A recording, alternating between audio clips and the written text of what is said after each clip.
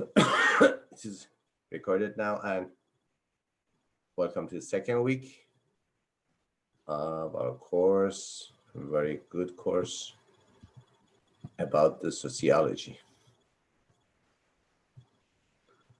So, what have you say me? What's the meaning of sociology? What's the meaning of sociology? The last week lessons. What's the meaning of sociology? You know? It helps us understand our behavior Uh-huh. for like individually and the way we interact with others. Uh-huh.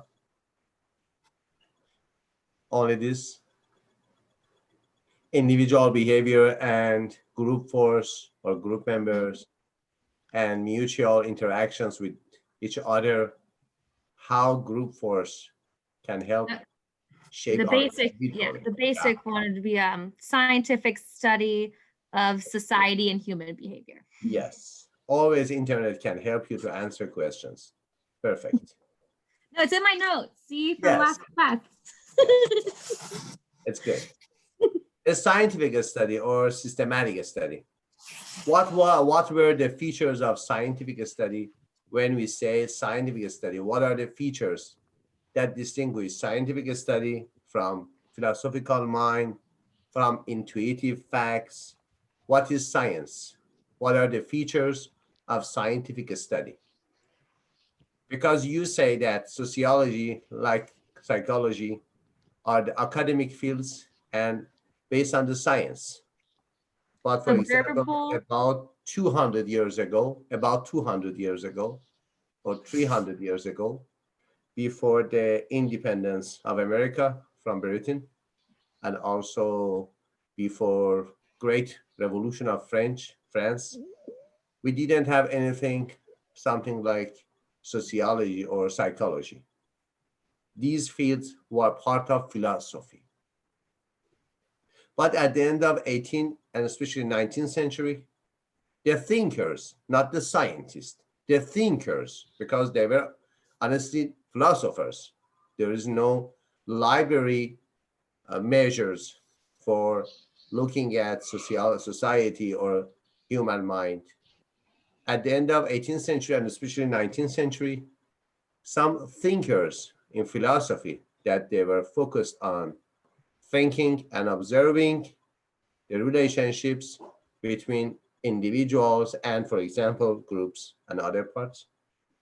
Gradually, they created some fields like sociology and psychology and anthropology also, and clinical philosophy. It is very interesting field in the academy, very, very interesting. And I think it is only in America. I haven't seen any part of the world, academic field with the title of clinical philosophy. What's the meaning of clinical philosophy? You can use the philosophical concepts to treat and to therapy the mental illnesses. There's a very, very good book, so-called Schopenhauer Cure. Schopenhauer Cure is the title of a book. Schopenhauer Cure. It's a very fantastic book. It's a novel by Irving Yalom. Irving Yalom is a psychiatrist, very famous psychiatrist of Stanford University. And his proficiency is in existential therapy. And he's one of the most famous person in the world that write the novels about the mental problems. But it is novels, it is stories. In the frame of a story, he will learn you how to look at the human being when they have some mental disorders. There's a very good book, so-called Schopenhauer Cure. It is about the clinical philosophy.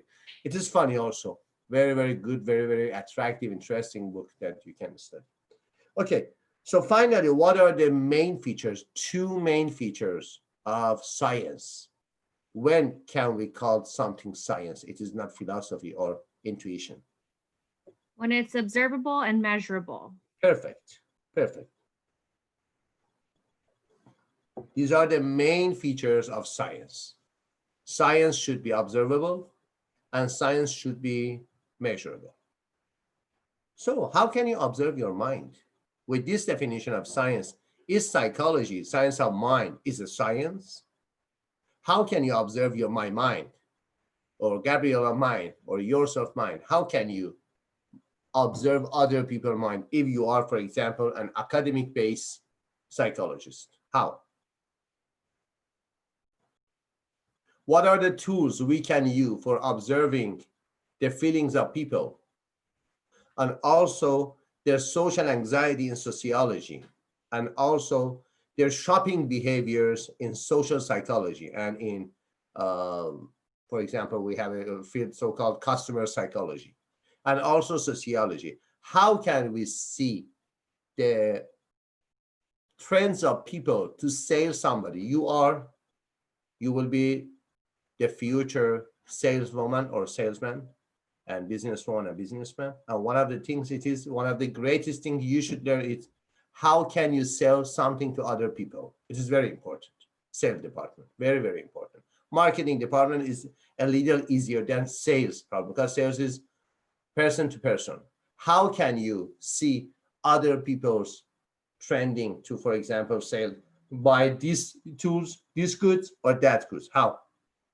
What are your tools?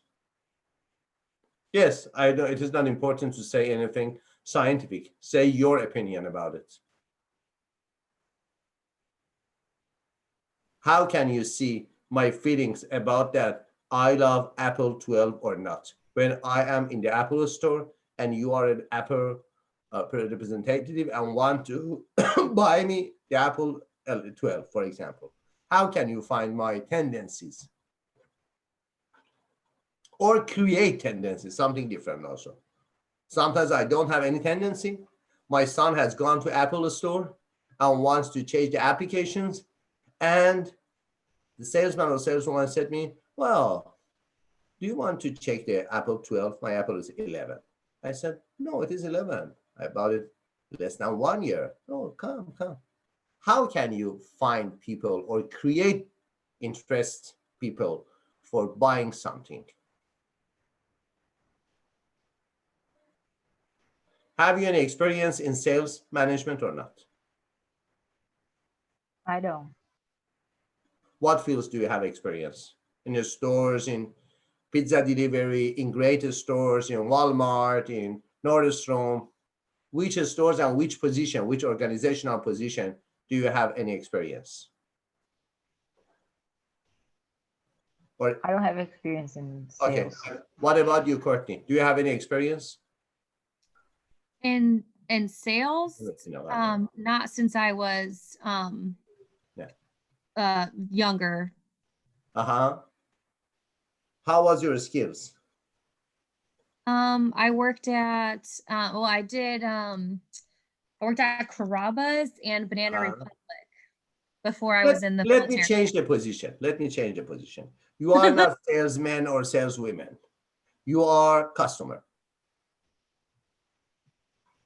You are customer. How can you find in yourself that, yes, I have some tendency to shop something or not? There is a very, very simple book in this matter, very simple book, so-called one minute salesman, 1 minute salesman, by I think the author died 3 years ago, and he is very famous.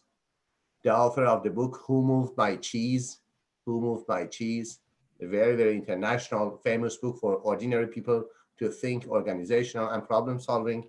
And his name, I forgot the name of the author. 1 minute salesman. It has 2 parts in books. First, selling your products to other people's. Second is very important, selling your products to yourself. I have a good self-discovery experience in this field. I was a public figure in my country with a lot of TV shows and other things, but my workshops was not so busy. In the size of the public figure that I was, I expected, for example, come 200 people at least for a workshop, for a private workshop, but between 10 to 20. I asked myself, at first I said, no, people doesn't understand me. I am not at the side of them. They should change themselves. I expected the world to change itself to understand me. I was so false. And one night, I think, what's my problem? Can I go to my workshop as an attendance, as a player, as an observer? I started to watch one of films, workshop recorded films, and I found a lot of problems in presentation myself.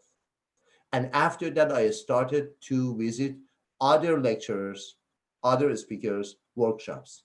And I learned from them. They were my competitors. Yes, I know. And I was a very big ego. I had a very big ego. I said, no, I am the sultan of my workshops, but the workshop was not good. It's a very good question.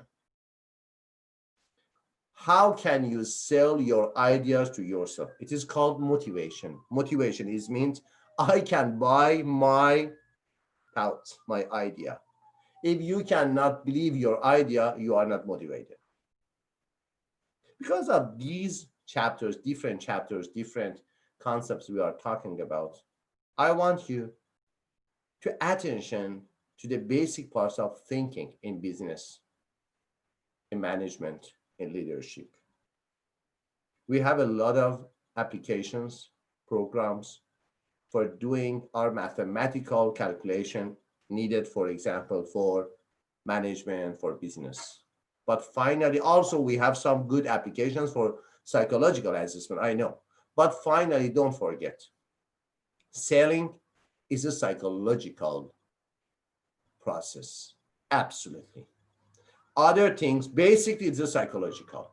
Your needs is a part of your psychological needs. Yes. Your favorite. Yes.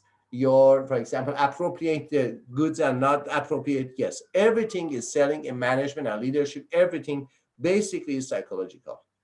And I think studying so deep the sociological elements of selling, of business, of management can help you deep understanding, not only understanding for have a good grade. Yes, I know that Courtney, the last semester, the Courtney was the toppest student in all the semester. Courtney was the toppest student, the only one who received in my in my course. What was your grade? You are muted.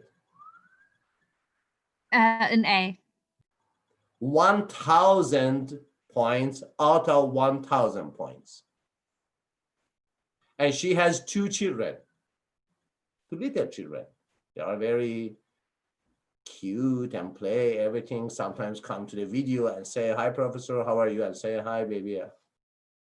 But over all of these, not problems, over all of these issues, she was working so deep. And I enjoyed her learning engagement. It was so basically based upon the ideas, based on thinking, deep thinking. So because other people and other students will watch this video, I highly recommend it everybody who wants to work in business field, management field, leadership field, sales field also, marketing. These are the humanities science. These are based upon the working with, not manipulating. It is working with ordinary people wants, ordinary people needs, and other parts. Go. Let's go to the basic part of this session.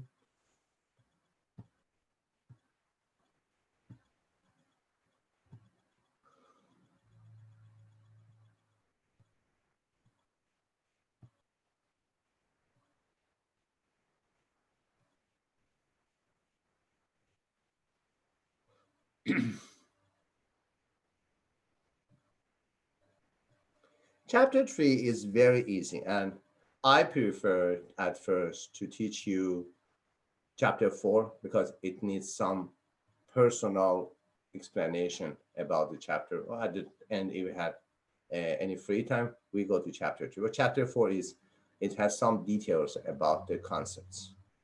Okay. At first, again, like other chapters, we have some questions for you for deep thinking. What statuses do you occupy in your life? Why do we interact differently with our parents than with our friends, especially after childhood, after age of 12? Courtney, you should be ready for this difference of behavior on your teenage, that after some years, 1 year or 2 years after now, they will behave you, they will act with you so different and so sometimes worse than when or what they are acting with their friends, peer group. How does social change occur? And what can we learn from observing how people interact with one another? Chapter outlined our social structure in contrast with social interaction, social structure, the macro level perspective, and components of social structure. What are the components of social structure? And societies, technology, and sociocultural change. Sociological perspective on stability and change in society. And social interaction, the micro level perspective, the micro level perspective. Changing social structure and interaction in the future. Okay. The first question, again, we have 8 questions here. Local, state, and federal assistance to homeless people has shrunk in recent years. Do you think it is true or false? Local assistance, state assistance, and federal assistance to homeless people has shrunk in recent years. True or True. false?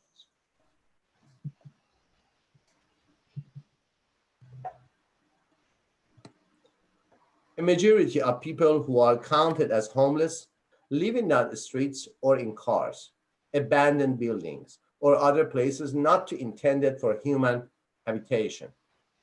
True or false? Abandoned buildings, False. false. Sorry, Professor. I think my screen is frozen. I think I'm gonna leave and come back. Okay. Okay. Okay. It is false. It's not true. Yes, they are homeless, but they didn't live in abandoned buildings. They live in the streets and cars. Majority, not majority. Many homeless people have full-time employment. Is it true or false? It's very good questions. If you have full-time employment, why you are homeless? How do you think? Many homeless people have full-time employment. The art of diving for dinner. Is it true? Yes. Not all homeless people are addicted, substance addicted, or unemployed. A lot of them have full-time employment, but the costs and benefits are not at the same page, at the same level. The costs are greater and higher than benefits. So they cannot go, for example, rent a good room even, single room for them. Homelessness is affected by both income and the affordability of available housing.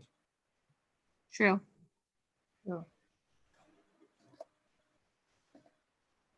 Homeless people typically panhandle so that they can buy alcohol or drugs. Do you know the meaning of panhandle? No. Yes. Panhandle is something like, do you know what is panhandle? The handle of pan. When you want begging other people, your hand is like a panhandle. It is begging, giving money from other people to help yourself. It is panhandling or panhandle. It's a phrase. Homeless people typically panhandle so that they can buy alcohol or drugs. For alcohol or drugs, they panhandle. They beg money from other people. Your hand is like a panhandle. Mm-hmm. How do you No. think? No. Shelters for the homeless consistently have clients who sleep on overflow cots, in chairs, in hallways, and in other non-standard sleeping arrangements. How do you think? Shelters are very crowded. True. It is not clean. It is so crowded or not. True or false? True. Katya, how do you think? True or false?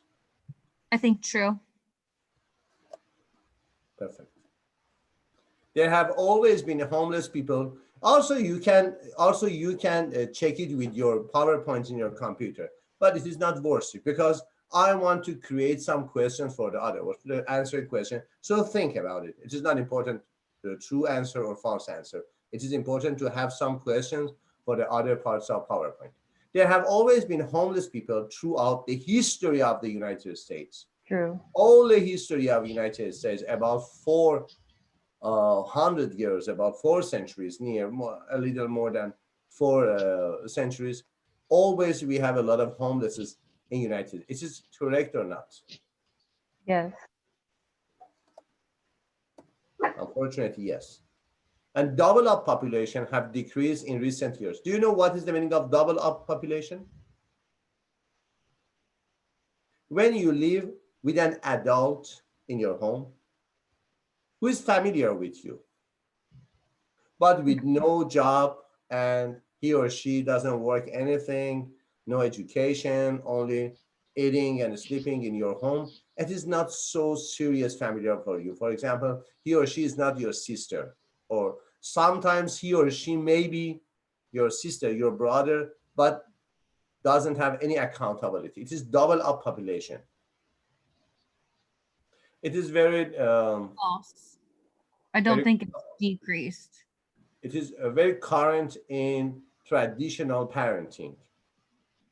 The moms, the dads that don't want that their children go out of the home, and pressure on them to stay at home until the age of more than, for example, 25. In America, it is very high age for going home, for living out the home. You should live out your home even with your marriage or your job at 20, or living out your home because of education and going to university. Except of that, it is double up population.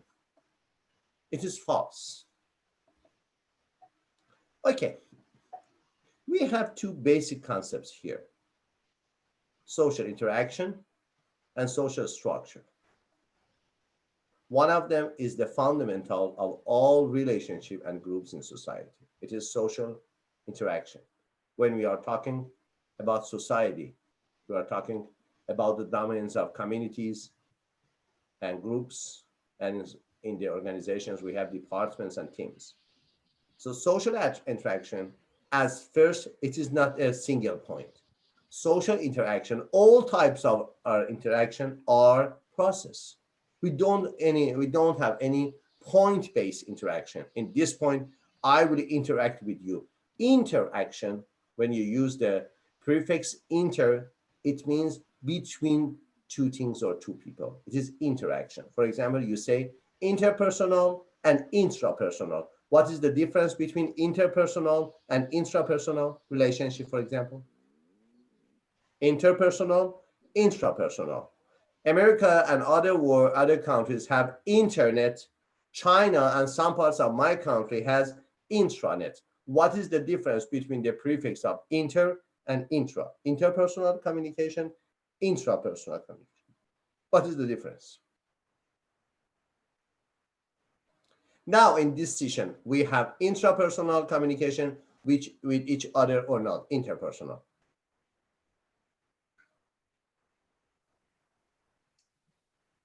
Inter? Inter, and what about the intra?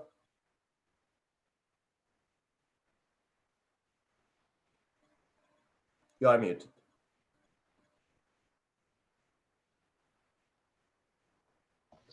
Interpersonal is more, or like more from comes from the inside. Uh-huh. Intra is controlled from the outside. No, vice versa. Inter is outside. I have some interrelationship with you, with Gabriela as your faculty and your instructor. It is interpersonal relationship. Yes. Sometimes it is intimate interpersonal relationship is called, for example, partnership, marriage. Okay, it is not important about the depth and the history of the relationship. When it is between two or more people, it is interpersonal. When you say internet is the net for all the countries of the world. What is the abbreviation of WWW? World Wide Web.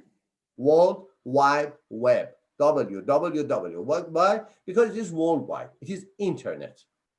But for example, China has an internet, especially for the China. Why? For producing the contents based on the political policies and other things, deleting and censorship of other data. It is intranet, not internet. The net only for a very, very localized country or localized position or status.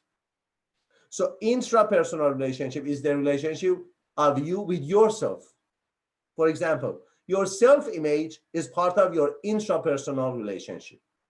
How do you think about your shape of body? It is your body image.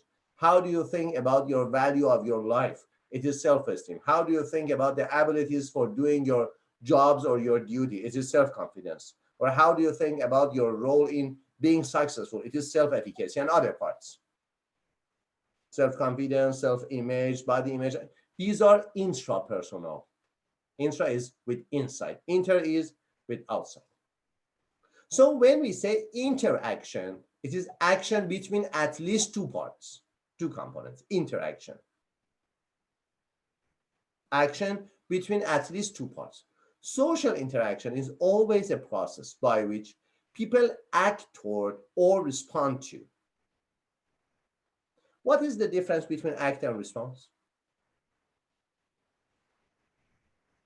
Say some sample of this session about the act of these sessions and responding or reacting, acting and reacting, stimulus or responding, and other words we can use in mutual relationship. What is the difference between act and response or act and react? Is there any difference or not? They are the same.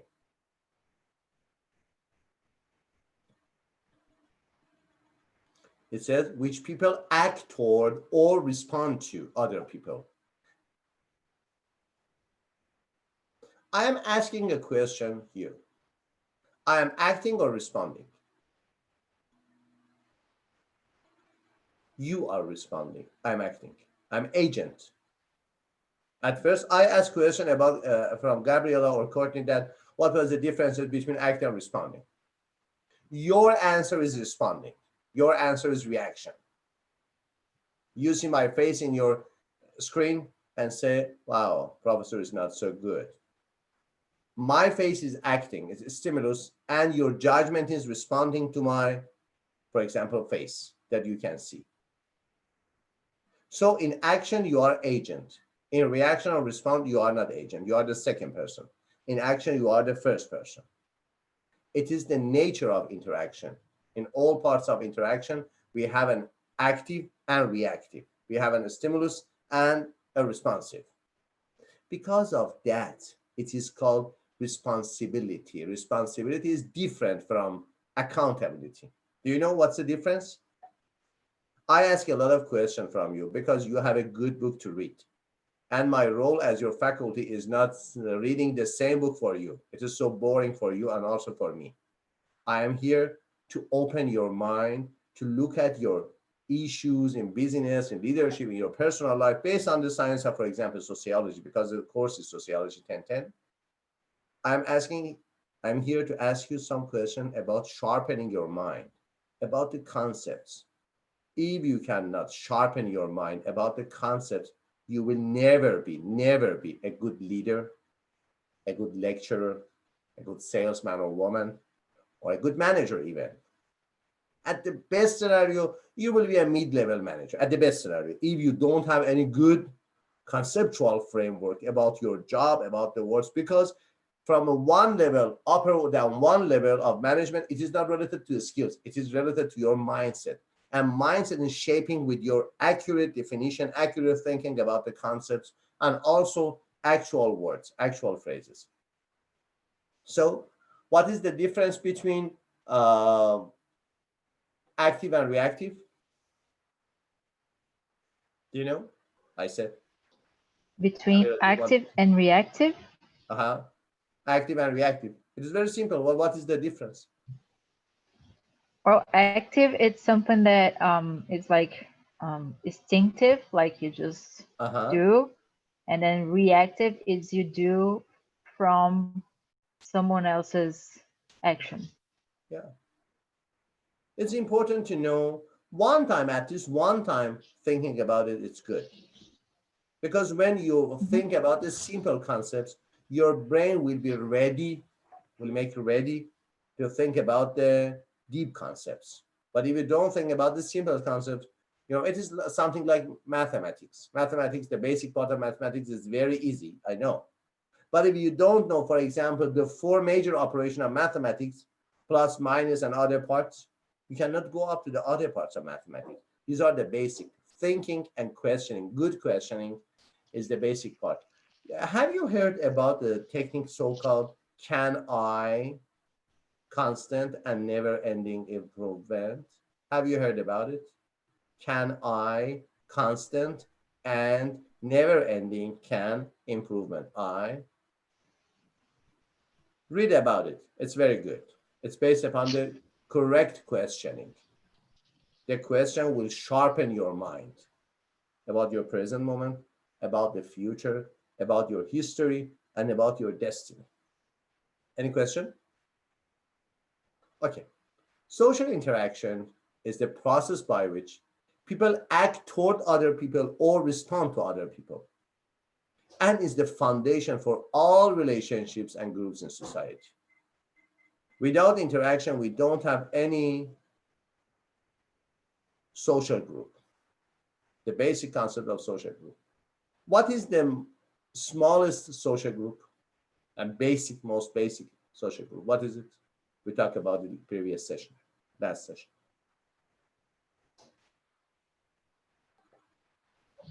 Sorry, What is the first? What? Can you repeat that? I missed the question. What is the first and the best and the most important and the smallest social group of a society? Family. Yeah.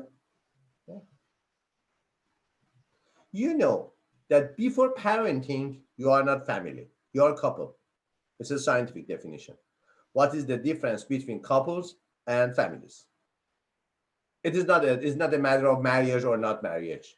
Maybe you have some friendship and live together, but you don't have any baby. It is couple. After entering to the process of parenting, it will be family. Why? Because your children are the judge of your behavior, and very tough judge, very tough judge. They don't have any compassion about your behavior. Why? Because you didn't have any compassion about your parents' behavior.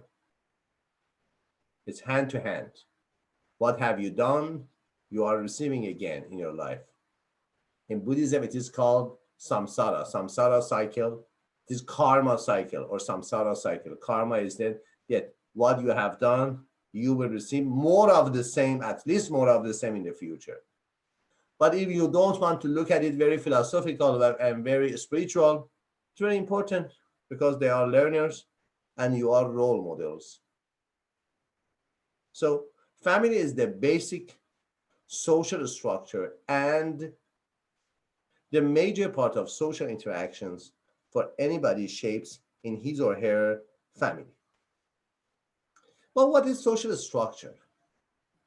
Social structure is the complex framework. So social structure is not about the process. When you say something is process, you say something is changing during the time. During the time, something is changing. It is called process. But when you say framework, it says that it is fixed. It doesn't change. It doesn't change a lot. Social structure doesn't change a lot. Very fixed. Social structure, but it is complicated, complex. It is not so simple. Social structure is the complex framework of social institutions and social practices that make up a society and that organize and establish limits on people's behavior. So we have 5 words here for keywords for social structure. At first, it is a structure. It is about the framework. Second, 2 components, institutions and practices. What are the function of social structure making up a society, and establishing some limits on their society members, social members. You should have some comparative thinking about the definition of social interaction and social structure. Social interaction is the process by which people act or respond to other people and is the foundation for all relationships and groups in society. But social structure is the complete framework with no change of social institutions. For example, family or education or military force, all are social institutions. Church is a social institution. We will talk about it in the next slides. And the social practices, for example, is Black Lives Movement is a social practice? Yes. But is the protest of previous week, last week in Washington, D.C., is it also a protest? No, it is not called process. It is called some insurrection. Why? Because a lot of destroy and out of law and order. In Black Lives Matter, yes, we have some aggressive parts, but not very seriously and not by, for example, a gentleman of, as a president of a great country like US. It was not protest. It says the social practices and social institution that limits on people behavior.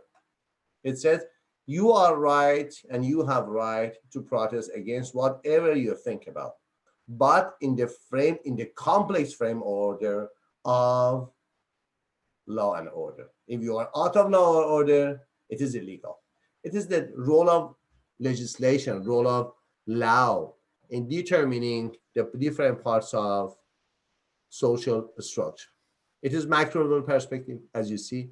The framework of social structure is an orderly and fixed arrangement. It is fixed because it has law. It is orderly because it is law and order. What the type of order it has? The type of order it has is based on the social interaction with other parts of society. For example, political parties, or trading in a stock market, or educational system, or familiar system in different states of US and other parts. It has orderly and fixed arrangement as the framework. Because of that, it is called framework. In this graph, you see three major parts of society: social institutions, social groups, statuses, and roles. Social institutions, social groups, and statuses and roles. What type of social institutions we have? Traditional social institutions and emergent, new, or modern social institutions. And what type of social groups? We have primary groups and secondary groups. And what type of statuses and roles we have? Scribe status and achieve status. Okay, you see that we have some institutions for family, religion, education, government, economy, which can be in these 5 elements of traditional social institutions, which can be more traditional: family, religion, education, government, and economy, which can be the most ancient part and most traditional institution, and why?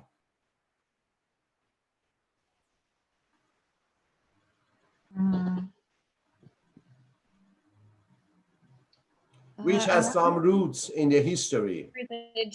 Religion. Perfect. And why? Because Why like religion doesn't change during the time? If it doesn't change also, I think it changes. But why? It is very fixed, more fixed than other institution, traditional. Why?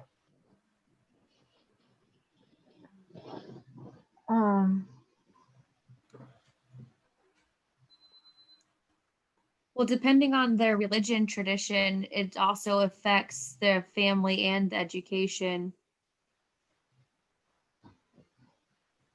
For example, you know that we have expanded family about 100 years ago. Expanded family. You live with your aunt, with your uncle in one location, and joint location. It's expanded family. Now we have independent family. You and your children in one home, your uncle with his or her children in another place. We are not expanded. especially in metro cities, metropolitics like Los Angeles, like New York. You cannot find a lot of expanded families. Young generation needs to be independent from the parents. It is called independent families. Okay. So you can see during the last 2 centuries, the frame and content of family has been changed a lot. Now in America, if you live with your boyfriend and have some children, it is not illegal and it is not so surprised with other people that you don't record any legislation as marital recorded, but you have children. You go and give the identity and other parts. But even 5 decades ago, not 1 century, 5 decades ago, it was not so regular, not at all. Or about the feministic approaches to female and about the black movement from 1962. I think, yes, it is 1962, the lecture of Martin Luther King Jr. about the I Have a Dream in New York, okay? In Washington, D.C., sorry. As he said, in the symbolic shadow of a great American who signed the Emancipation Proclamation. And who was the man who signed the Emancipation Proclamation? Do you know? Lincoln. Lincoln, yeah. If you go to YouTube and listen and watch the lecture of Martin Luther King before his assassination, he says that we are in the symbolic shadow of a great American who has signed the Emancipation Proclamation. But he says in that lecture that after 100 years, the Negro are not free. After 100 years. Why? Because near 1863 or 1864, I think, the Emancipation Proclamation was signed by Abraham Lincoln. And it's very fantastic. This afternoon, we were watching TV about these parts of history of America and slavery, and it is about the England and the effects of England on the slavery parts of America at the end of the 18th century. I said to my son that two people, that one of them is white and one of them is black, that work on Negro freedom, both of them were assassinated. Both of them. At first, the president, Abraham Lincoln, was assassinated. Why? Because he signed the Emancipation Proclamation. The second one was Martin Luther King Jr., who was also assassinated because of movement for freedom of Negro, for freedom of slavery system. Also, in the time of Martin Luther King, slavery system was not so formal. It was very, very, very hidden in the vast, he says, in the vast ocean of material prosperity. America, he described America as the vast ocean of material prosperity. The Negroes are poor, still poor. Okay, because of that, you see that, for example, in family, in society, in politics, in governmental system, gradually, with protest or without protest, with pressure or without pressure, we can see some part of changing and never-ending changing that is related to the needs of time, to the needs of age. It is temporal course. Temporal course is the course about the time value of something. This is called temporal course. But in religion, we cannot say it. Why? Why religion cannot change at the speed of, for example, social changing? It changes. We know, for example, the last Pope of Catholic Church has talked about the legislation and the not protest against, for example, homosexuality. We know, but it is not ordinary. He is a very, very, very courageous man, very courageous man. It is not ordinary for a Pope of Catholic Church to talk about the freedom of and formalization of, for example, something like homosexuality. It is not ordinary. So the speed of changing religious problem, religious institution, also in my country, as the major part of Islamic countries, my country is very important in the Islamic world. Iran is very important. Also in my country, you cannot see very high speed changes in religious laws and religious culture that people have a lot of problem with the religion. But the government say, stop it. It is not your right to change the religion. It is the law of God. And you cannot change it as because you are human beings. Why? What the meaning of law of God?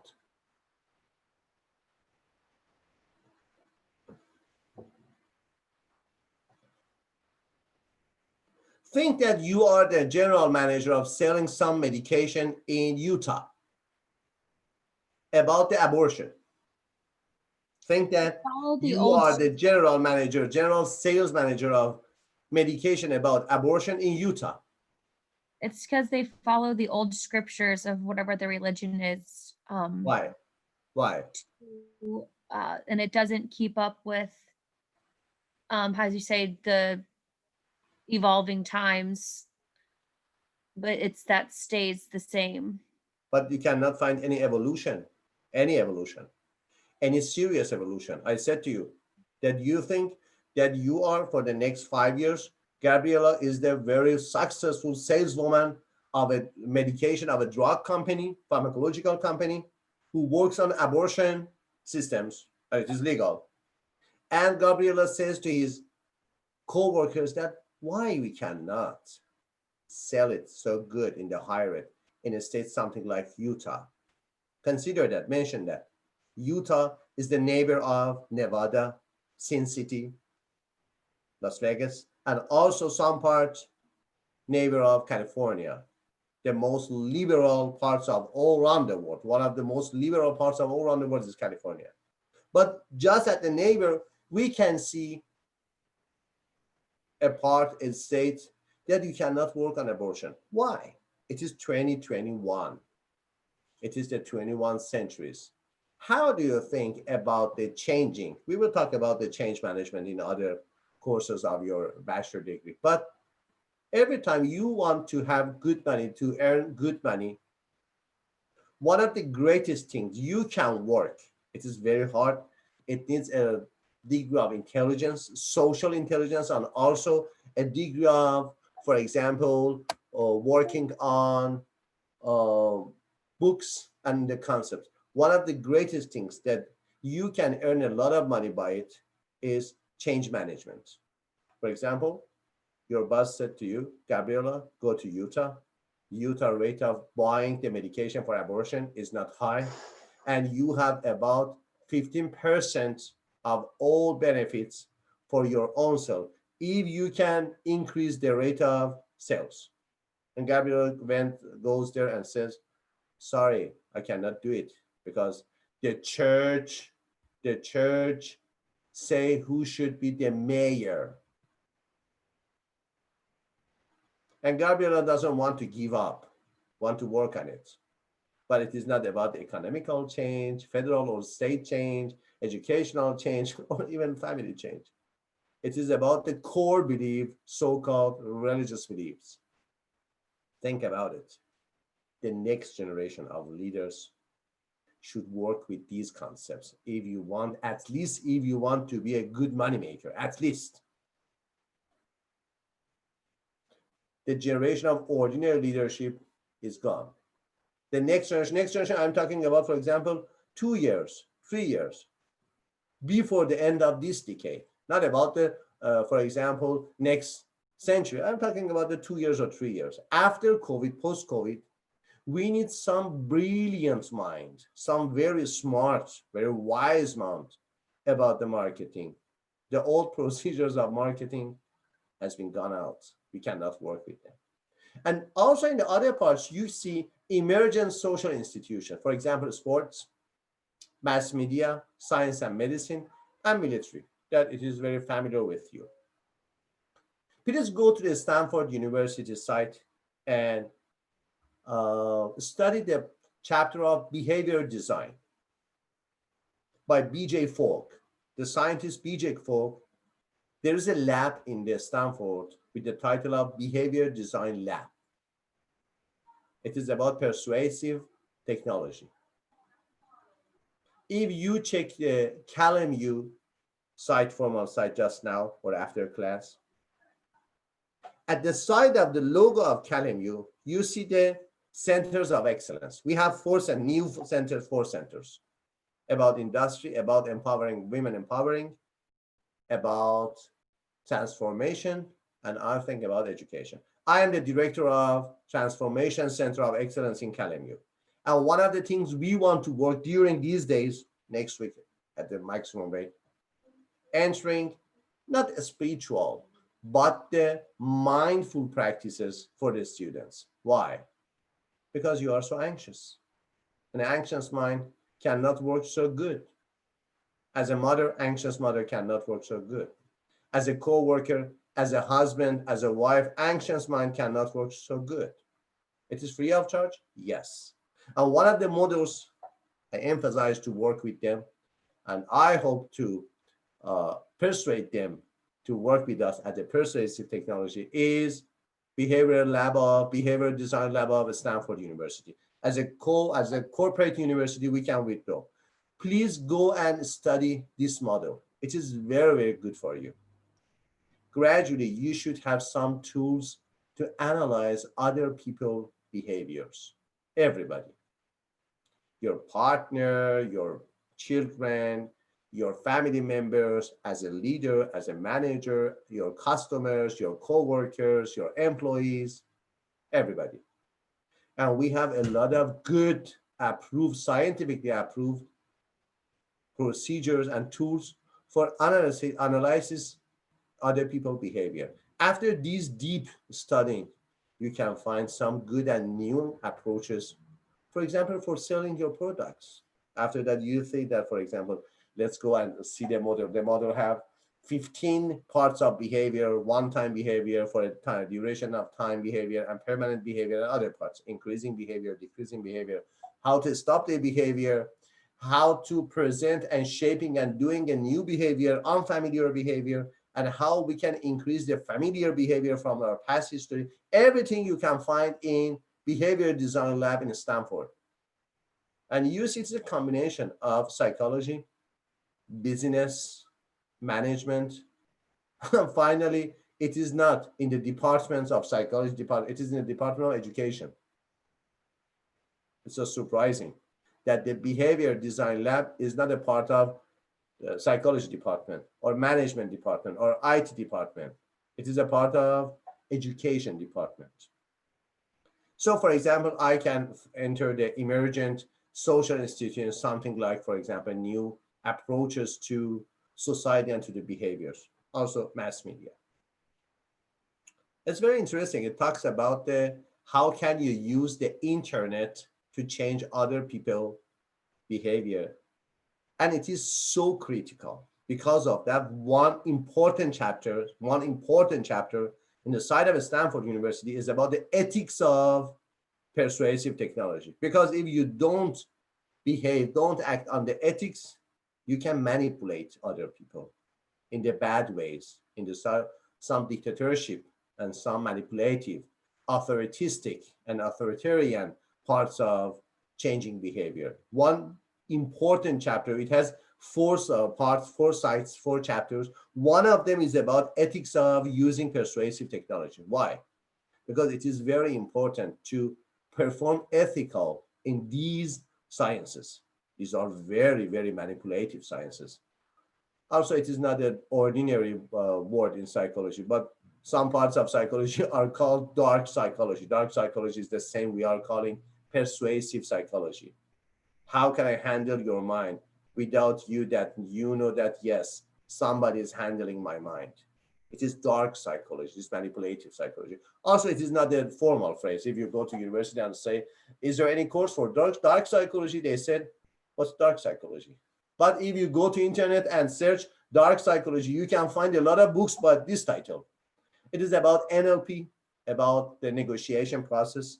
It is about the conflict. It is a great part of dark psychology. It is about body language, very, very important part. It is about the body language. Any question?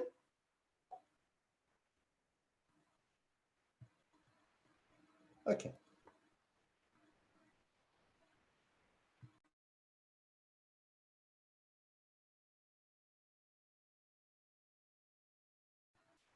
The other part is about social groups. You can find it here, primary groups and secondary groups. Mother of Courtney is the primary family for Courtney. But the family of Courtney husband is the secondary family. It is called original family and achieved family or secondary family. Your mother, your father, your siblings, and your relatedness to the other people that they are related to your father or your mother, your aunt, your uncle, and nephew, and other parts. These are original family. These are primary groups. But when you marry with other one, his or her family, and you, your second, for example, your child, these are not your original family. You are their original family. They are your secondary family. What's the difference? Your original family shape your culture. Your original family shape your attitudes. Your original family shapes your thinking about the future. Because of that, your original family is very important. And after that, after ending your childhood at the age of 12 and entering to adolescence between the age of 12 to 22, or sometimes between the 12 and 20, and it is the major part of teenage, 13, teenage until the 19, the ages we ended with teen, it is teenagers.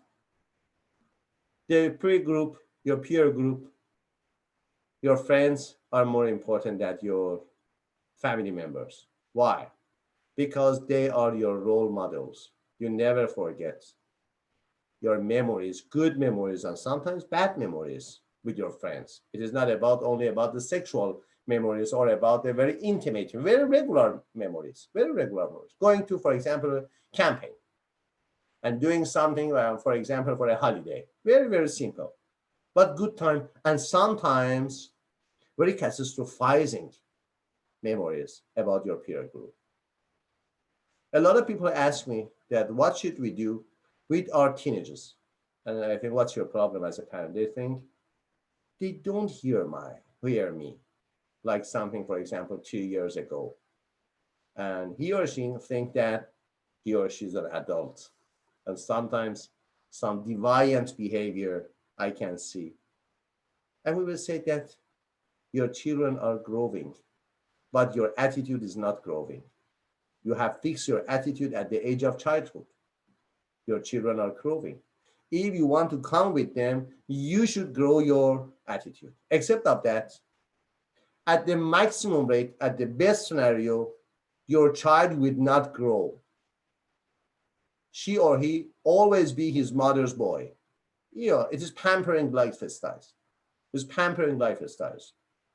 You can see a lot of people at the age of 30 that they are still at home. They are good physicians, good philosophers, good teachers, but they cannot cut the dependency to their original family. They are dependent personality. We have a good discussion about the personality disorders. One of the mutual personality disorders are avoidant personality disorders and dependent personality disorders. They are in the contrast and the oppositional side. Sometimes you don't want to create a new relationship with other people. Why? Because you have a great fear of loss. When you have a great fear of loss, you will have avoidant personality disorder. You avoid every relationship. Why?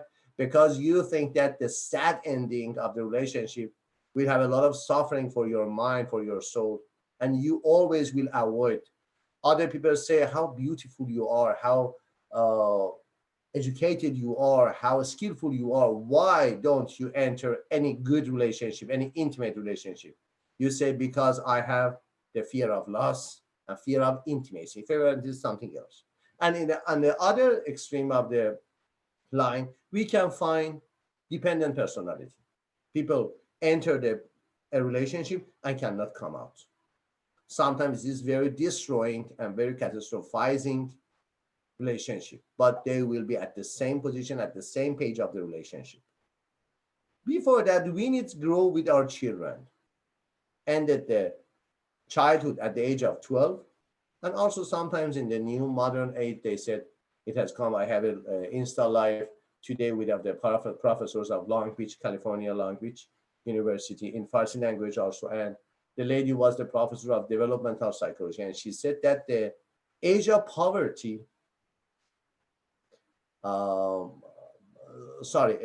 age of maturation and puberty has come down for girls until 7 and for boys until 9. It was our session, our Insta Live was about sex education for children and adolescents. She said, as a very research-based professor of Long Beach, University of California at Long Beach, she said that the age of puberty has come down until 7.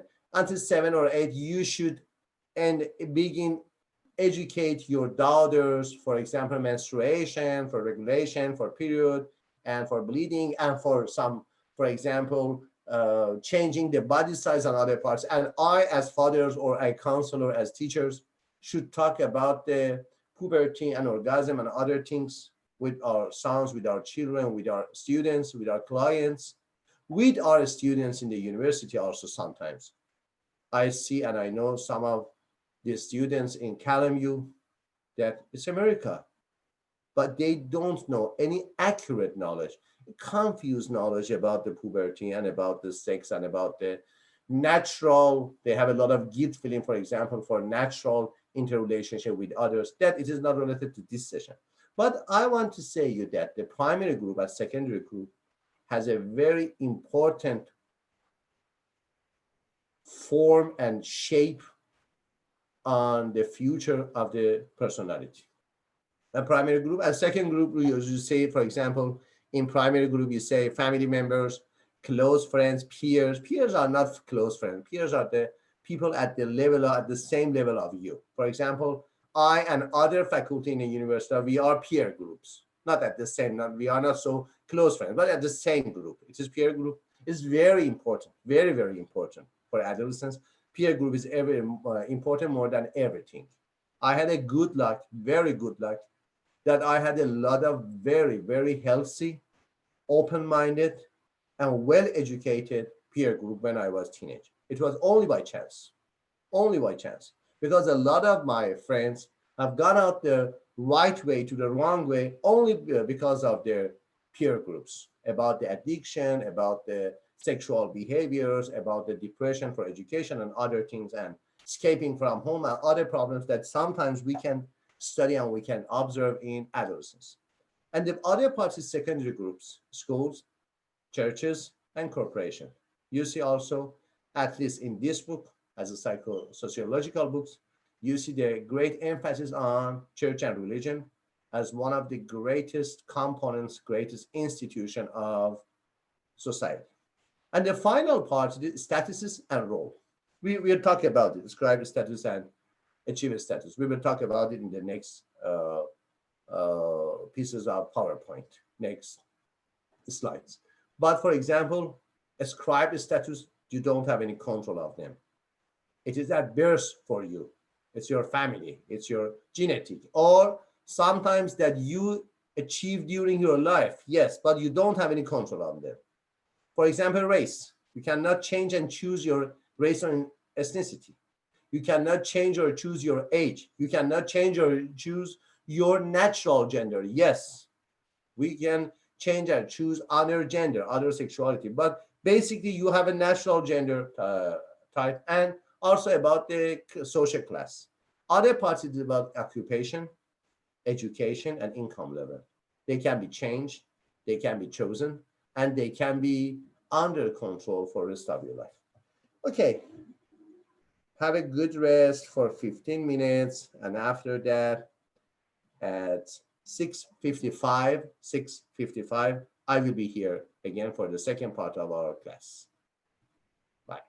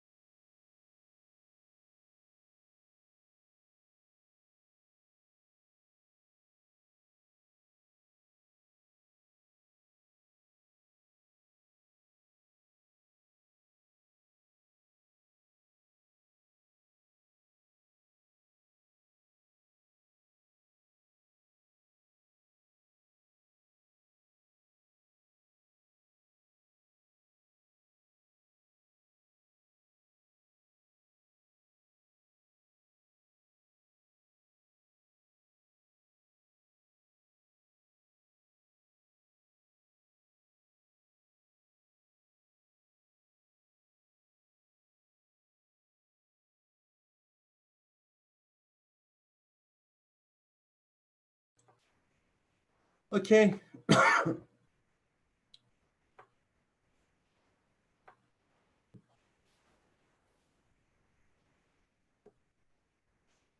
Welcome back.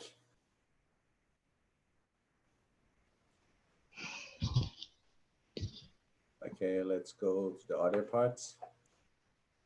We have a phrase coined at the first parts of the first years of the 20th century, title of social status.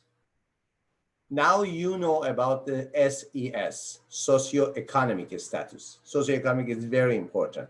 Where one of the greatest scales you can find for assessment about other people's, about organizational behavior and other things you can find. So it is social status. A socioeconomic status, or SES, is a social status, is a socially defined position in a group or society characterized by certain expectation, rights, and duties. So it has three parts: expectations, rights, and duties. When you want to talk about the social, specific social status, you should talk about that status expectations, that status rights, and that status duties. For example, we have something like social class in working class people, or in managerial class people, or it's the status, for example, higher educated people, different expectation, different rights, and different duties. It is not about good or bad. It is about matched or mismatched. It is about appropriateness or inappropriateness. It is not no social class, no social status is good or bad. It has every social status has its own priority, own importance in the society. But different status will produce different expectation, different rights, and different duties. A status comprises all the status that a person occupies at a given time. It is a status set. So a status is socially defined position in a group or society characterized by certain expectation, rights, and duties. We are the keywords: expectations, rights, and duty. And all together, all the status that a person occupies at a given time is a status set. So, Courtney, talk about your status set now. What are your all the status that you occupy at this time? Mother, wife, Mother, military spouse, military veteran, spouse, student, student. For example, volunteer. what is the difference between the expectation as a mother from you, as a modern social status, and student social status? Is there any different expectation, rights, and duties, or not? They are the same? Oh no, they're different. So sometimes they are very different. Yeah. Yes. I'm responsible for, as a mother, of the well-being of my two children. And then now, since virtual school, I'm kind of like, even though they have a virtual teacher, but then being at home, I'm kind of like a virtual homeschool teacher right now also. And then student, my responsibilities are solely on myself and to my personal schedule. Yeah. And what about you, Gabriela? Different social status that you have that finally shape your status set, social status set. Student, Student. I would say roommate. I don't know if that Roommate. apply. Yes, yes, yes. Daughter. Daughter, perfect. I don't know. I Okay, think you that's can it. see. I'm not married. I don't have kids. So Yeah, you can see only in these sometimes simple social status. They are not so complicated. They are simple. As a daughter, as a student, as a roommate. But you can find sometimes some role conflicts between the different roles you should play in different social statuses. Mm-hmm. It is called role conflict. And the most and the worst version is not about role conflict. It is about the role confusion. You cannot identify your social roles. How can you be a good student, for example, for Courtney, a good mother, a good housewife, a good daughter, because his or her, for example, parents, and a good citizen if she has some political approaches, serious approaches. So we have two problems here. One, conflict, role conflicts. Two, role confusion. If you don't have any confusion about your social roles, about the social status, and you have a clear status set in your mind, okay, it's very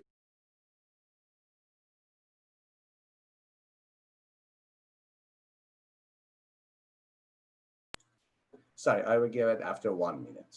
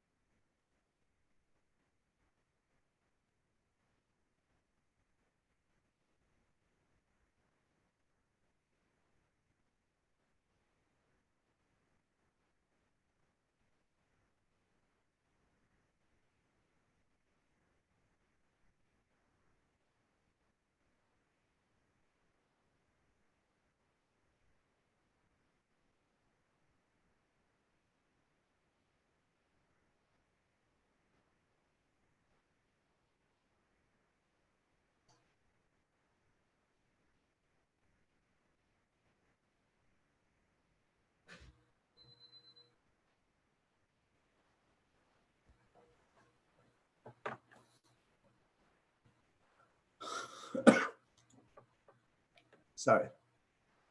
Okay. So if you want to clear or clarify your different social roles and sometimes negativistic social roles, they are in opposition part of each other. For example, if you are in a bad marriage status, marital status is one of the most important social status. If you are in a bad marriage, it impacts on your, for example, educational status, financial status. And honestly, if you have a bad social emotional status, if you don't feel good in your life, all other social status, because emotional status can be considered, can be, not always, can be considered as a social status. Why? Because a lot of feelings you are experiencing is related to your social connections. If you are surrounded by your friends, perfect, why not? Good emotions about you, about your life, about your social status. If you don't have any good friends surrounding you, okay, we are enemies or you are alone. So basically, the final outcome, the final results of having some specific and coordinated together social status, how can we understand that, yes, this lady or this gentleman has a good coordination between different social status and social rules? It is about a good feeling and sense of balance. Balance is very important. In positive psychology, the balance between the different parts of life is called eudaimonia. Eudymonia. Eudaimonia. Eudaimonia is a phrase from Aristotle.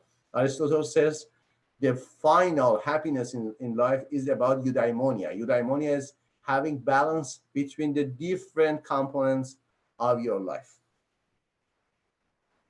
And scribe status is a social position conferred at birth or received involuntarily later in life based on attributes over which the individual has little or no control.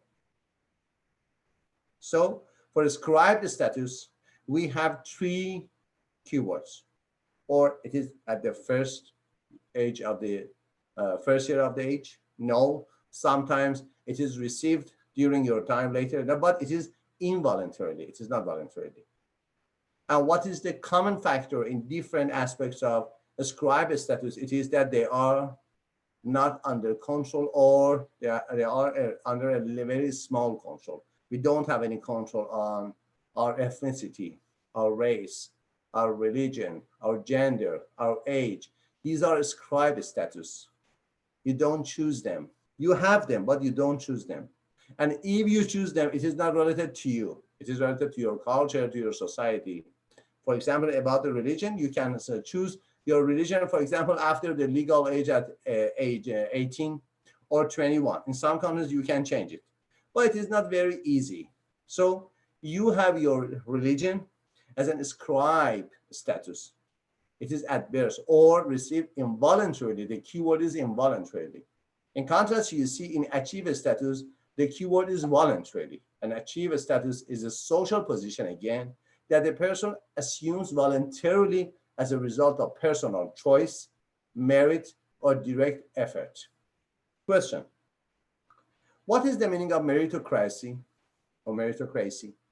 Like bureaucracy, like democracy. What is meritocracy in an organization? It's a very famous word. It's a meritocracy. You should choose your personnel, your co-workers, your employee based on meritocracy. What does it mean? Meritocracy. You can see here the word choice, merit, or direct effort, not indirect. Voluntarily is direct effort. What's the meaning of meritocracy? It's when a person like gets when they deserve, like when they work and they get what they deserve. Yeah. What is the origin of his deserving? Why he or she is deserved for some position or organization? Why? Because of his or her. When can you say someone is certified or qualified for some social positions? Like based on their effort. Effort and other things. Something more than effort is education. Education. Past Yeah, the experience. qualities. Yeah, if they're quality. qualified or not. It is about competence. Yeah, competence. There's a good same weight and same harmonized word. It is competence and confidence. If you have good competence, you will have some good confidence. So merit is about your confidence. You have the confidence, you are eligible, you are good for occupying that social or organizational position. It is meritocracy. If the process of choosing personnel, choosing employee, choosing managers, choosing co-workers in an organization, in a society, in other parts of small group, a great group of communities, of organization, of companies, of business, is the base of the choosing of people. Is not about for relationship, for example, with our boss, or relationship with our, for example, community. It is not about the meritocracy. It is about the biases. Biases mean that you are chosen not for your competency. You are chosen because of the mind of someone who has chosen you has some direction, pre-default and default direction to choosing you. It is not about your competency. Meritocracy, please learn this word. It is very famous word, very important. I want you to use the vocabulary of your job gradually in your daily vocabulary, daily conversation. Why? Because you are becoming educated, you are getting educated. If your vocabulary, daily vocabulary, is not different from the person that hasn't come, for example, to CalMU or other undergraduate programs, what is the difference between you and some experiential managers? They don't have any good vocabulary about the science of management. So it's very important for me, and also highly recommended to you, to learn the vocabulary of your job, specific vocabulary of job, every type of job. I, as psychologist, it is one of the great things that that people say, yes, he is psychologist, that I use my specific language, a specific terminology, the words, it is specific, for example, to the field of science of mind or science of self. You as leaders, as managers, as Salesforce and other parts, or IT manager even, you should know about the specific words of your job. It added to your social credit in your society. If you can use the words that other people say, sorry, what he or she is saying, what does it mean? Wow. So education is so good. They know something in details about the general behaviors of other people, general behavior of organizational behavior and other parts. Meritocracy is one of their words.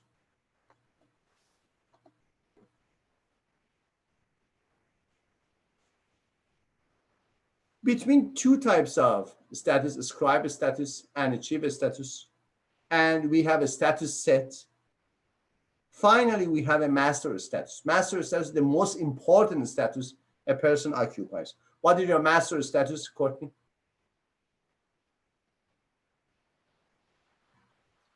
Mother would be my master status right now. Perfect, perfect, perfect.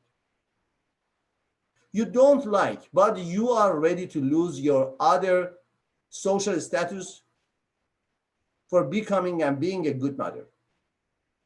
It is not necessary, I know. You have multiple functions and multiple dimensions in your life. But if it is the point of choosing one point for other points or against other points, I think that your master status is your motherhood. Yes, my motherhood social role is very, very important. It's much more important than my other social roles. Why? Because they have come by my body, by my desire to this world, and I am their mother. It is important to earning money. Learners are earners, I know. But basically, if I'm a good manager in the future, but I'm not a good mother, and my children doesn't have any good destination in their life, and there doesn't have any goals or skills and other things, it doesn't have a good taste for me as a mother. So your master status is motherhood. It is very important, very, very important. If you want to develop your life, at first, you should learn how to manage your time. It is the basic parts. Before time management, you cannot develop your life, never. Why? Because the basic and major source of your life is your time. So lifetime.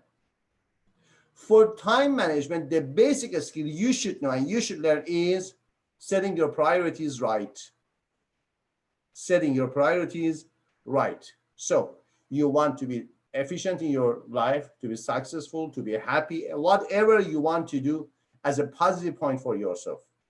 It is related at first to your time management. If you cannot spend time for that goal, and you don't know what time you should go work and what time you should not go work and other things, you cannot achieve your dreams. Your dreams will be your dreams, not your goals, not your wishes, not your desires. They are dreams, so far dreams.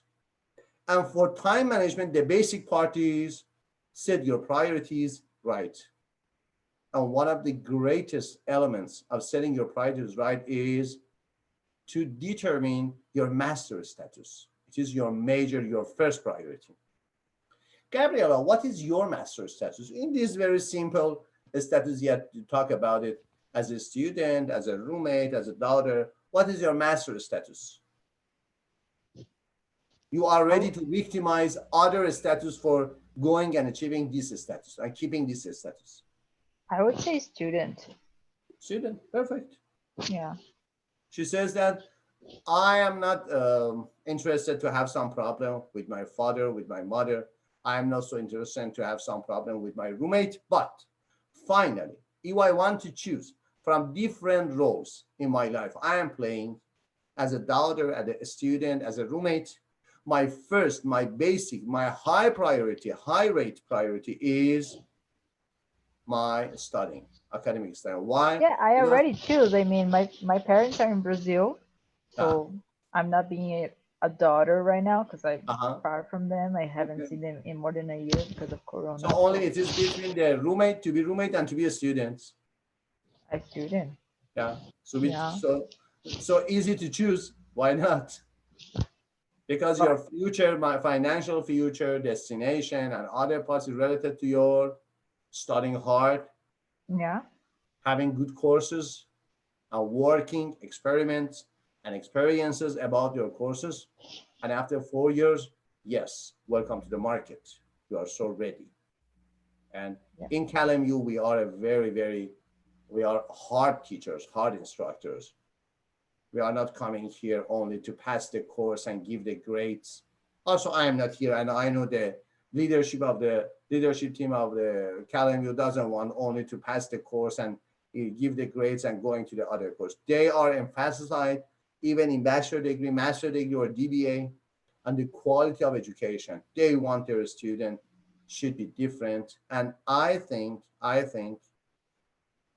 it is coming out of the university of the academy. Why?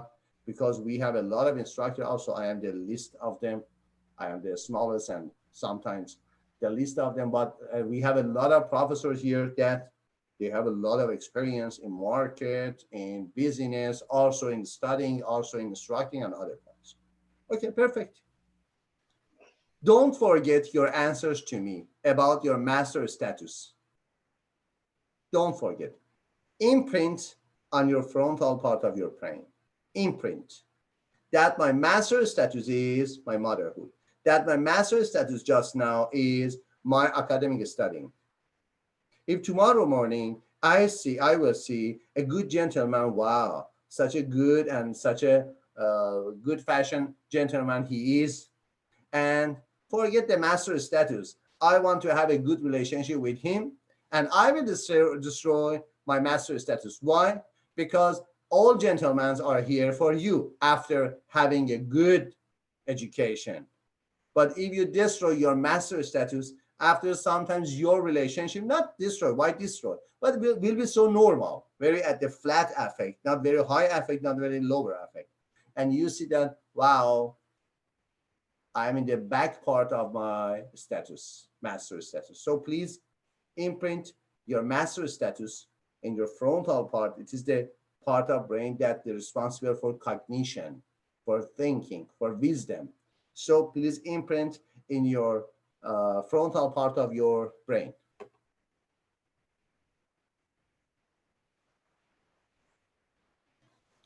Another word. Status symbols are material signs that inform others of a person's specific status. What is the material sign of marriage? Wedding bands. Yeah. Your rings. Is the marital status, marital sign of status. Marriage is a social status. How can you inform other people that I am married, I'm not single?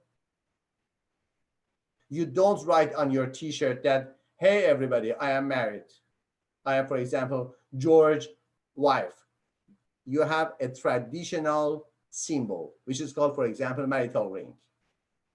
And how can other people know and find yourself, find you as an in the process of education, undergraduation?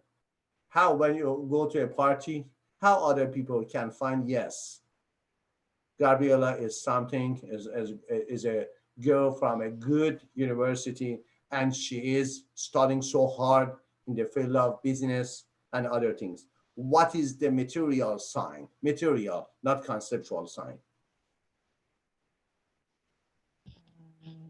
Let me ask you a little easier question. Well, Gabriela, say. I would say student ID, but I don't know. Let me a little easier sign. How can people find about your wealth, about your money? What are the material signs of money? Um, The way you branded, dress, what you yeah, drive, branded stuff. Mm-hmm. the car you drive, Yeah. where you live, the area that you live in, what type of living space you have. I have written an article in Farsi language about the psychology of cars. Cars and buying cars has a very interesting psychology. At first, it is about the size of the cars. I say cars are the mobile sign of wealth.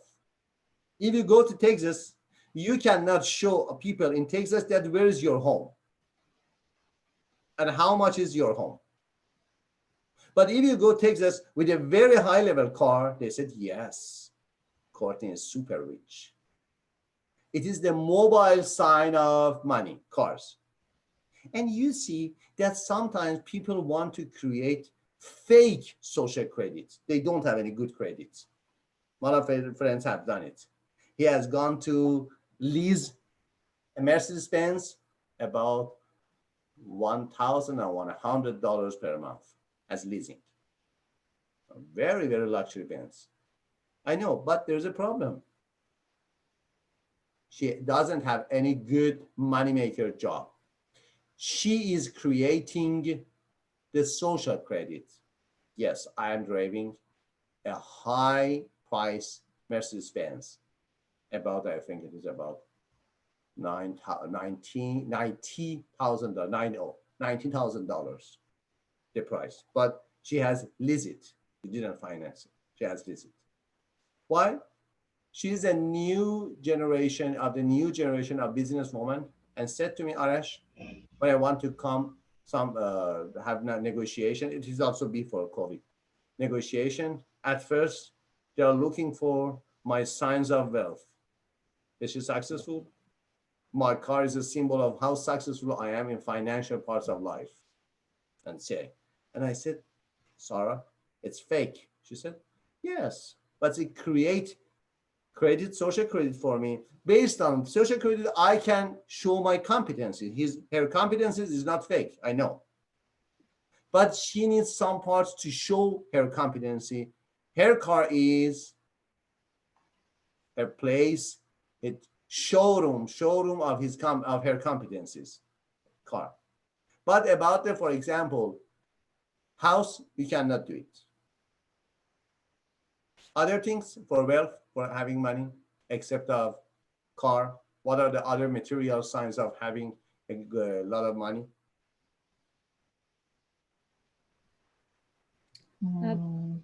Being able to go to going out to high-end restaurants and Yes, events and stuff like that. luxury restaurants, Travel first class. What, Gabriela? Travel Traveling. first class. Yeah. And your dress. And your The way you dress. watch. Yeah, your watch, yeah. And your shoes. And your ties. Even your ties. Because of that, some people love fashion modes of dress. It is not about the quality of the dress. It is about the name of the dress. Yes. My bag is from, for example, Louis Vuitton. How much is it? About $1,500. I think in beauty, honestly, it is not so different. In beauty, it is not so different. In quality, it is good, but not about, for example, 10 times other bags. Other bags in that size, in that shape, it is about, for example, $150 or $200. So, are people crazy to buy, for example, 10 times more than the original price? No, they are not crazy, because the fashion brand says how moneymaker you are, how rich you are, yes. And they want to show the brand, showing and moving the bag, showing and moving, for example, the dress. Other people see the mark or brand of the dress or bag. These are the material signs. So I think as the material signs for a student, if his or her social status, master status is to be a student, is vocabulary and analytical thinking. I bet you, if Gabriela goes to a party, for example, after 2 years from now, party, not about the business party, it is very family or friend parties, no, nothing about the business. And talking with other people about the happiness, about the pleasure, and sometimes is about the analytical approaches to markets. It's very, very short. Analytical approaches to market. Some people say, are you a marketer? Are you a businesswoman? Say, I wish. I'm studying at university. This is the material sign of master status of Gabriela. And I have seen in a lot of occasions, that these simple occasions will end to great opportunities in life. It is only about your self-confidence, only about your self-confidence. I have seen. And I have tried it. In my country, I was a very famous psychotherapist, but I had master's degree, not PhD. A lot of my clients said, doctor, and I said, thank you, but I am not doctor, I'm master. No, we accept you as a doctor. It was a good social credit. Yes, I know. I was not doctor. It was fake. And I didn't say them that I am doctor. I said I'm master degree. But because of quality of services I offered to them as a psychotherapist, as a counselor, as a life coach, they said, yes, perfect. Your quality of service is at the level of a PhD. And it's opened a lot of doors legally to me. After entering the doors, I said, I'm not doctor. They said, no problem. No problem. Your quality is so good.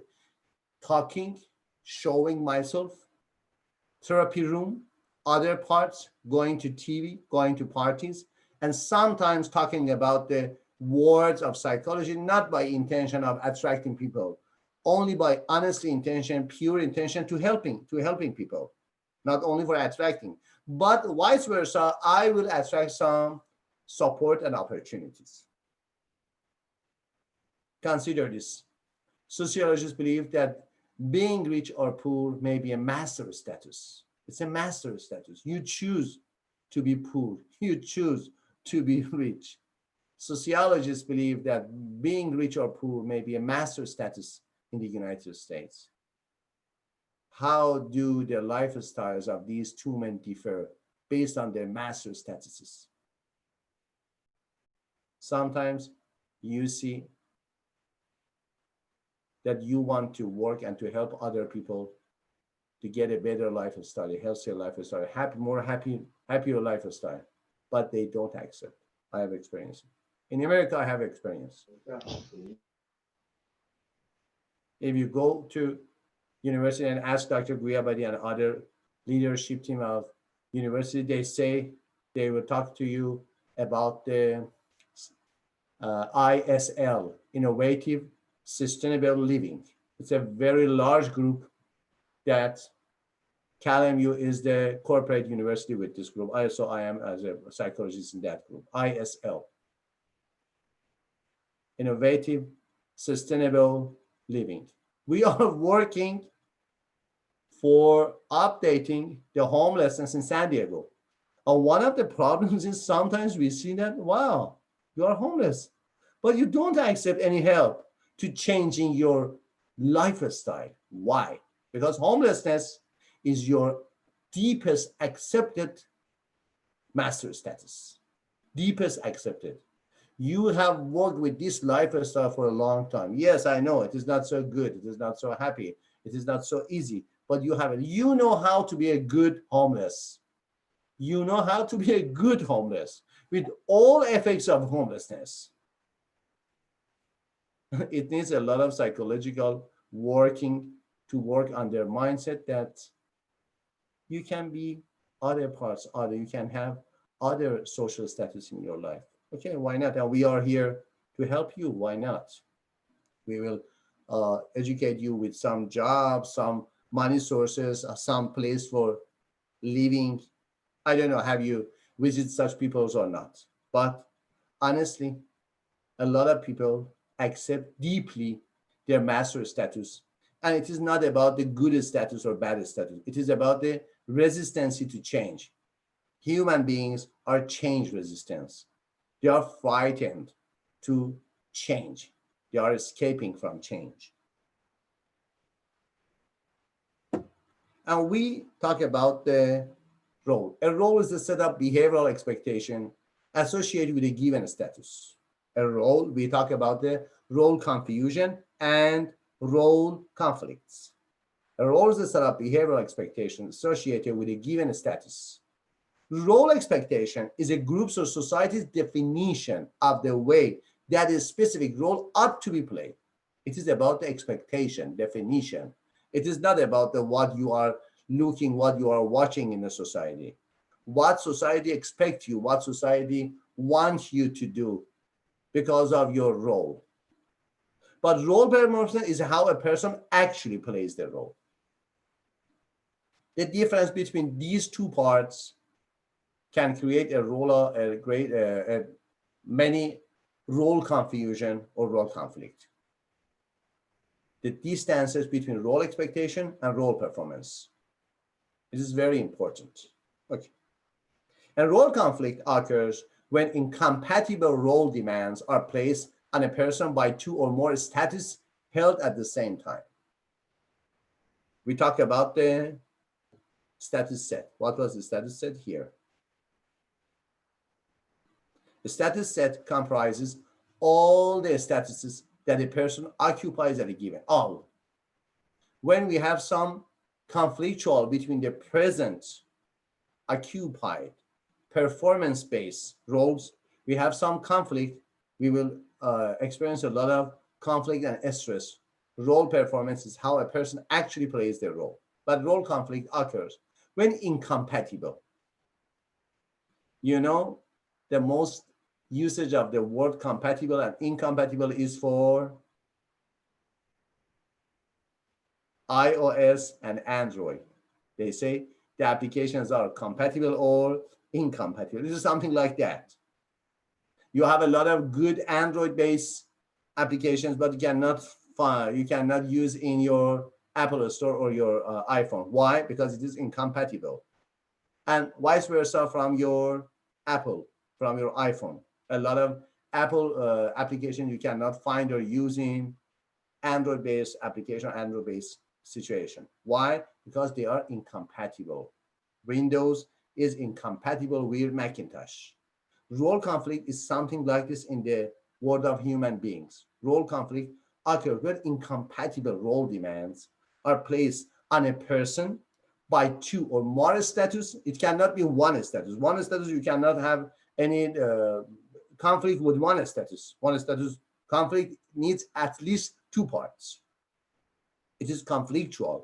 One part with other parts are placed on one person by two or more statuses held at the same time. So what are the keywords? At first, incompatible. 2, one person. 3, two or more statuses, 2 or more. And 4, keyword is same time. It is the keywords of the definition of the role conflict. And role strain occurs when incompatible demands are built in the single status that a person occupies. What does it mean, role strain? Why we cannot use role conflict here?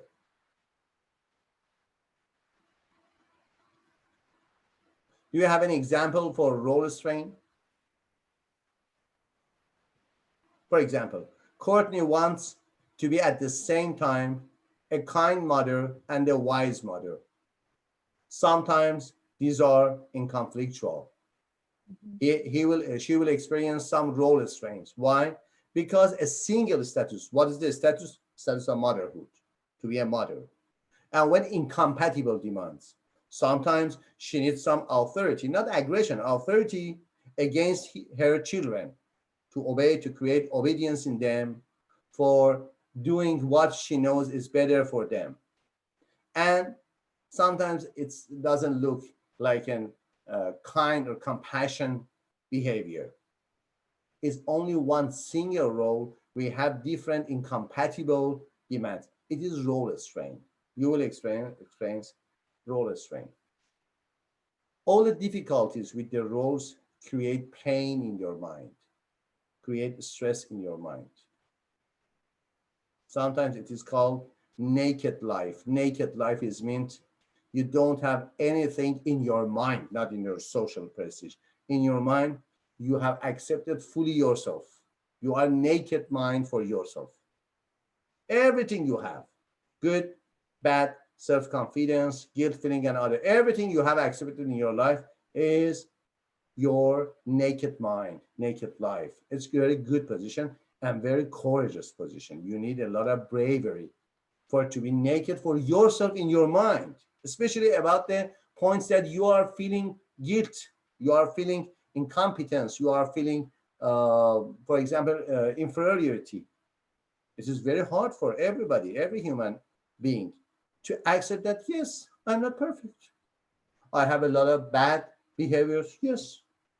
Can I approve myself? No. Can I accept myself? Yes. When you say approve myself, you should say, yes, it's my right to do it. It's good. I have done it by my full responsibility, by my full accountability. I have done it by all means. It is approval. But you say, no, I didn't have any good emotion about that situation. I didn't have any good knowledge about that situation. I was not under control of myself. I was so aggressive. I was so sad, and others, negative emotional situation. Because of that, I didn't perform. I didn't act. I didn't behave so right, so fair, so beautiful. But I accept. It's okay to be me. I accept that, yes, I have a lot of faults in my life. Why? Because I'm a human being. But I don't approve. If you approve, you say that it's good for me to continue that behavior as my lifestyle. It is approval. Something like, for example, substance abuse addiction. In substance abuse addiction, we as psychotherapists accept the addicted people. Why? We say euphoria or drunkenness is a good feeling for people who are abusing the substances, the drugs, euphoria. But only for having such a good feeling because of euphoria, because of some abusing substance, it is not a good for a society to be a whole lifetime lifestyle. We don't approve it, but we accept it. It is very detailed differences between approval and acceptance. And the final part, role expectations, role performance, conflict, and strength. Oh yes, Professor, right? I know the answer, which is role expectation. A group's or society definition, the way a scientific specific role ought to be played. I, as your professor, as your instructor, expect you to answer my questions. Why? Because you ought to be answered, because you are students. And role performance, how a person actually plays a role. Sometimes you answer, sometimes you don't answer, sometimes you are experiencing a lot of shame, a lot of confusion about the question, about yourself. It is role performance. What I expect you, what I see from you. It is ideal self and real self. The distance between ideal self and real self is anxiety. The more distance between ideal self, the self you want to be in the future, and yourself and your real self, where you are now, the more distance, the higher distance, the longer distance you experience, you will experience a lot of anxiety in that position. Why? Because you are not the same you want to be. And role conflict occurs when incompatible demands placed on a person by two or more. I appreciate you letting me have Thursday off from work so I can study for my sociology exam. Different, non-incompatible expectations. And role strength, being a student is a lot more stressful than I thought it would be. He or she is thinking for going out of their course. Okay. You have now about 15 minutes to take your week 2 quiz, and after that it's over. For university, it's preferable to do it just now in the class. But if you want to eat the next time, because you are hybrid students, it's something like that. We go to the in-person to Montebello. In Montebello, you should take your quiz in the class, not, for example, after class. So you have 15 minutes just now. And questions is about for PowerPoint from chapter 3 and chapter 4. Any question? Have a good night.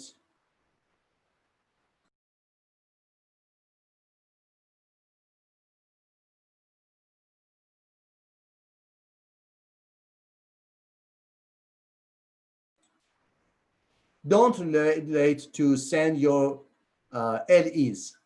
LEs is very important for Wednesday night and Sunday night.